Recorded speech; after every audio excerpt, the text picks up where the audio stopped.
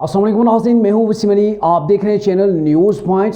नाज़रीन, ये परवेज़ इलाही के साथ क्या हो रहा है कि जो ही एक मुकदमे के अंदर उन्हें रिहाई मिलती है, दोबारा से 3 MPO के ज़रिए उनको दोबारा उठा के जेल के अंदर डाल दिया जाता है। हालांकि अभी 3 MPO की कहीं पर कोई ज़रूरत नहीं। तो ये क्या मामला है कि परवेज़ इलाही को बार बार जब कोर्ट ने कहती भी है कि इनको आपने दोबारा किसी मुकदमे के अंदर अरेस्ट नहीं करना, फिर भी उठा के इनको जेल के अंदर डाल दिया जाता है। मामला क्या है ये आपको बताएंगे, लेकिन साथ में 2 और न्यूज़ हैं। एक तो यह है कि निगरान वज़ीर आज़म अनवारुल्लाह काकड़ ने गुज़िश्ता रोज़ जो मीडिया से बात की थी, यानी कि उन्होंने एक प्रेस कॉन्फ्रेंस की थी। उस प्रेस कॉन्फ्रेंस के अंदर जो कुछ उन्होंने बताया था अपनी तहकीकात के मुताबिक, या तो उन्हें मिसगाइड किया गया है या फिर वो शराफिया का दिफा कर रहे हैं। और सिर्फ दिफा नहीं कर रहे बल्कि डट के दिफा कर रहे हैं, क्योंकि जो कुछ उन्होंने बताया था वो उस चीज़ के मुनाफी है जो हक़ाइक़ हैं। यानी कि जो उन्होंने बिजली के फ्री यूनिट्स के हवाले से बताया था कि कौन कौन के इदारे हैं, कौन कौन से महकमे हैं जो फ्री बिजली जो है वो इस्तेमाल कर रहे हैं, तो उसके ऊपर जो उन्होंने बताया उस रिपोर्ट के अंदर छोल नज़र आ रहा है जो आपके सामने रखेंगे। और जो तीसरी खबर है कि चीफ इलेक्शन कमिश्नर ने इलेक्शन की घंटी खड़का दी है।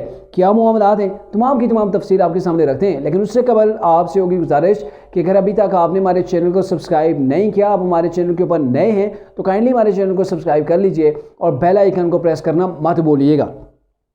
नाज़रीन, अगर बात की जाए परवेज़ इलाही की, जो सदर तहरीके इंसाफ हैं, तो काफ़ी टाइम से वो जेल के अंदर, और जेल के अंदर 3 MPO के ज़रिए से उन्हें बार बार बंद किया जाता है। और रिसेंटली यानी कि पिछली बार भी जो उन्हें ऐसी रिहाई मिली थी, लेकिन फौरी तौर पर परवेज़ इलाही को उठा के दूसरे पुलिस जो है वो लेके चली गई थी। और इस पर क्या हुआ है कि लाहौर हाई कोर्ट ने ये अहकामात जारी किए हैं उनकी रिहाई के, और साथ में ये भी हुक्म दिया है कि दोबारा चौधरी परवेज़ इलाही को किसी केस के अंदर गिरफ्तार ना किया जाए। लेकिन इसके बावजूद भी चौधरी परवेज़ इलाही को गिरफ्तार कर लिया गया। चौधरी परवेज़ इलाही ने ये पहले शक व शकूक होने थे कि शायद मेरे ऊपर दोबारा से जो वो छापा पड़ सकता है, तो उन्होंने पहले ये कह दिया था, अदालत से इस्तदा की थी कि आप मुझे पुलिस की जो वो सिक्योरिटी दें ताकि मुझे घर बाहिफाजत पहुँचा सकें।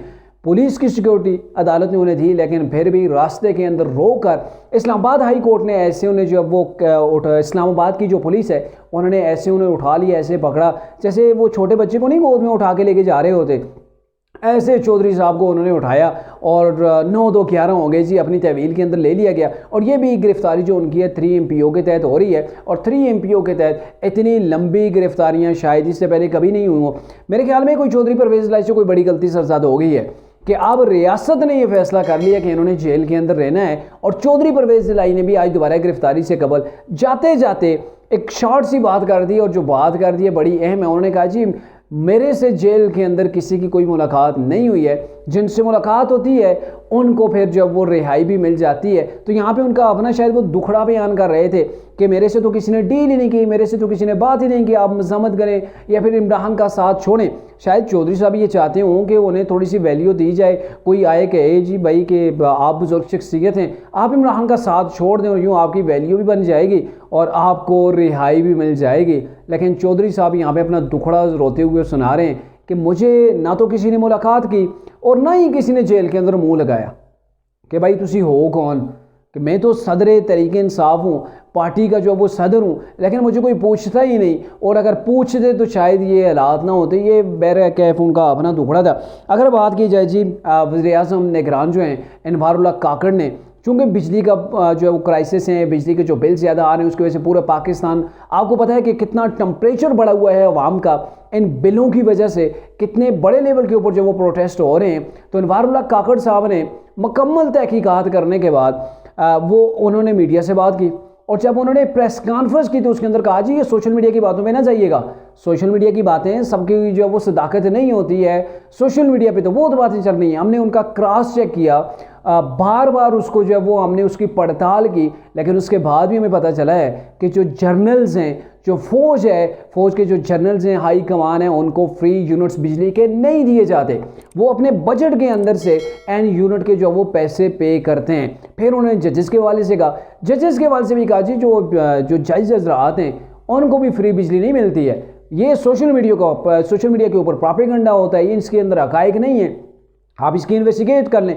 मैंने पूरा इन्वेस्टिगेट किया और मुझे जो रिपोर्ट मिली है ये है कि जो चीफ जस्टिस हैं या दीगर जो कोर्ट के अमला है उनको फ्री बिजली के यूनिट्स नहीं मिलते। अगर यूनिट्स मिलते हैं तो वो वापडा मुलाजमीन को या फिर जो बिजली की जो तकसीम कार कंपनी है उनको फ्री यूनिट मिलते हैं। और उनके हवाले से यहाँ पे प्राइम मिनिस्टर ने क्या फरमाया कि ये जो छोटे ग्रेड 16 तक हैं उनको 200 से 300 यूनिट फ्री मिल रही है, और जो बड़े लेवल के ऊपर है 20 ग्रेड तक हैं उनको यानी कि लामहदूद यूनिट्स उन्हें मिलते हैं। मतलब कितने कि उसकी कोई लिमिट नहीं है कि आप 2000 महीने में इस्तेमाल करते हैं, 3000 इस्तेमाल करते हैं, यानी कि उनको खुली छुट्टी आप जितनी मर्जी बिजली इस्तेमाल करें। और ये चीज़ सामने आई है कि जो वापडा के मुलाजमीन होते हैं ना जिनको फ्री बिजली मिली होती है ये अकेले अपने घर के अंदर बिजली नहीं इस्तेमाल करते हैं, ये बल्कि ओस पड़ोस के लोगों को भी कनेक्शन लगा के अपने मीटर से देते हैं और फिर मंथली उनसे पैसे लेते हैं। तो ये भी एक मुल्क को, इस कौम को लूटने का उनके पास तरीका है। लेकिन यहाँ पे जो चीज़ सामने आई है उसके अंदर तो लग रहा है कि प्राइम मिनिस्टर ने डंडी मार दी है। प्राइम मिनिस्टर ने या फिर उनको मिसगाइड किया गया है, जिसकी वजह से जो उन्होंने रिपोर्ट पेश की है, जो अदाद शुमार बताए हैं वो तो हक़ाइक़ के मुनाफी बताए जा रहे हैं। जो बताया जा रहा है कि सुप्रीम कोर्ट के जो चीफ जस्टिस हैं उनको यानी कि लामुतनाई उनकी कोई हद नहीं है कि वो कितनी यूनिट्स इस्तेमाल करें, जितनी वो यूनिट्स इस्तेमाल करेंगे उनको फ्री है।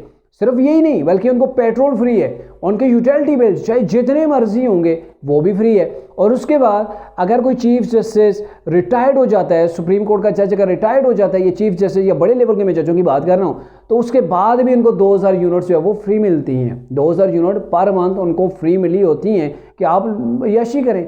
कौम ने पैसा देना है, आपने कौन सा देना है? आप तो बड़े अफसर रहे जी, आप तो चीफ जस्टिस हैं, आपका क्या काम है? आप बिल पे करें। चीफ जस्टिस भी हो बंदा और बिल भी पे करे, ऐसा फिर होना नहीं चाहिए, मज़ा नहीं आता ना। इसलिए ये मज़ा लेने के लिए उनको भी 2000 यूनिट्स जो है वो फ्री दी जाती हैं। जर्नल्स के हवाले से भी उन्होंने कहा कि जो जर्नल्स वगैरह हैं वो तो अपनी जो उनकी अपनी सिस्टम है, जो उनका बजट है वो तो अपने बजट के अंदर से कौमी ख़जाने के अंदर जो वो कंट्रीब्यूट करते हैं, वो तो अपना पैसा इधर देते हैं, यूनिट्स फ्री इस्तेमाल नहीं करते हैं। सिर्फ एक का ही कह दिया। हालाँकि जैसे सुप्रीम कोर्ट के जजेस हैं, मेरे ख्याल में ऐसे जो आर्मी के वाले से कोई मतलब लिखा हुआ कोई डॉक्यूमेंट्स तो नहीं मिलता, लेकिन ये तासर पाया जाता है कि उनको भी बिजली फ्री मिलती है। सदर पाकिस्तान का अगर देख लिया जाए तो सदर पाकिस्तान को अभी तो आप प्राइम मिनिस्टर हाउस के अंदर हैं, एक तो प्राइम मिनिस्टर है ना जो पब्लिक ऑफिस है, एक ये है कि जहाँ पे उनकी अपनी रिहाइशगाह है उसकी बिजली भी फ्री है और जितनी मर्जी आप इस्तेमाल करें फ्री है। और जब वो अगर प्राइम जो सदर पाकिस्तान है वो रिटायर्ड हो जाते हैं तो उसके बाद उनको 2000 यूनिट्स मिलती हैं। और अगर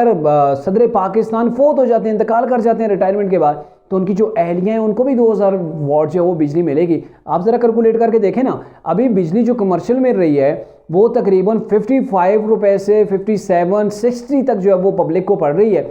2000 ज़रबे आप कर लें, 57, 55 कर लें और फिर आप अंदाज़ा लगा लें कि अगर 2000 यूनिट का जो बिल हो उसकी तो यूनिट मेरे ख्याल में वो 70-80 रुपये से भी ऊपर पड़ती होगी। यानी कि मैं ये 57 रुपीज़ और जो 60 रुपीज़ की बात कर रहा हूँ, ये उन लोगों के बिल के ऊपर यूनिट्स का खर्च आता है जो 100 से कम यूनिट इस्तेमाल करते हैं। और अगर एक शख्स 2000 यूनिट महीने की इस्तेमाल कर लेता है तो फिर उसका टैक्स के हिसाब से कितना जो है वो होता है, तो ये सारे का सारा कौम के ऊपर बोझ पड़ रहा है। इसके अलावा प्राइम मिनिस्टर साहब ने खुद नहीं बताया कि उनके ऑफिस का बिल जो है वो पे करते हैं या फिर जो उनकी जो रिहाइश का है वहाँ पे उसका जो बिल है वो कौन पे करता है, वो भी पाकिस्तान की सरकार यानी कि पाकिस्तान की गवर्नमेंट पाकिस्तान के खजाने से पे करती है, उसके वाले से भी इन्होंने नहीं बताया है। इसके अलावा जो दीगर लोग हैं, वज़ीर आला होते हैं, गवर्नर होते हैं, स्टेट बैंक का जो गवर्नर है, ये सारे इन सब लोगों की बिजली फ्री है।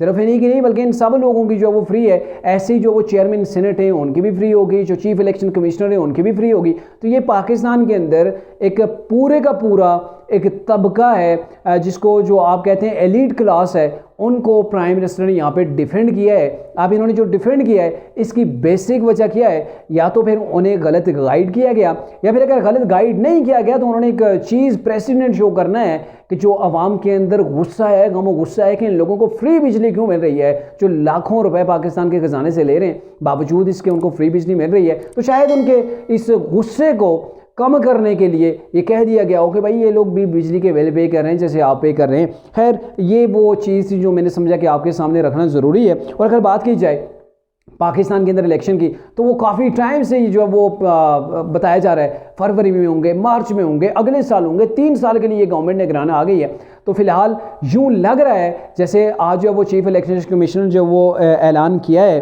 कि जो इलेक्शन की पहले जो हमने हल्का बंदियों की तारीख दी थी वो 14 सितंबर थी, लेकिन इसको इन्होंने कम करके अब 30 नवंबर के ऊपर ले आ रहे हैं और ये कह रहे हैं कि हम जल्दी जो है वो इन तमाम चीज़ों को हल्का बंदियों की जो है वो इशात हो जाएगी 30 नवंबर को, और जब ये हो जाती है तो उसके बाद जो है वो हम इलेक्शन की डेट भी फाइनल कर लेंगे। और उधर से नवाज शरीफ ने भी अपनी उड़ान की तैयारी जो है वो भर ली है, अक्टूबर के अंदर उन्होंने पाकिस्तान के अंदर आना है। अगर अक्टूबर के अंदर वो आ रहे हैं तो इट्स मीन के पाकिस्तान के अंदर जो इलेक्शन वो होने जा रहे हैं, लेकिन ये इलेक्शन पाकिस्तान के अंदर क्या गोल खिलाएंगे ये तो बाद में हमें पता लगेगा, क्योंकि पाकिस्तान की मौजूदा मुआशी जो सूरत हाल है, नई कोई अगर गवर्नमेंट आ भी जाती है तो वो कोई तीर नहीं मार पाएगी, वो उसके भी पाँव ऐसे बंधे होंगे कि वो इमरान ने कहा था ना कि मैं तो तत्ते तवे के ऊपर बैठा हुआ हूँ, नई आने वाली गवर्नमेंट भी तत्ते तवे के ऊपर ही बैठी होगी, क्योंकि पाकिस्तान का खजाना हमेशा की तरह इस बार भी खाली है।